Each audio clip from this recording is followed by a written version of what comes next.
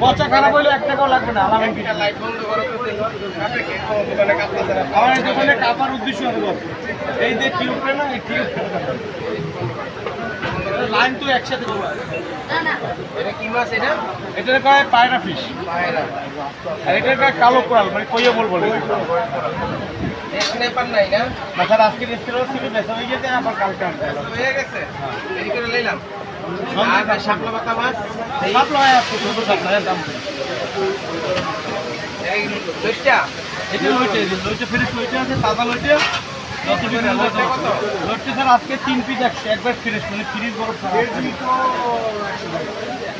লইটে মাছটা ভ্যারাইটি আমাদের খরচ অনেক বাড়তি।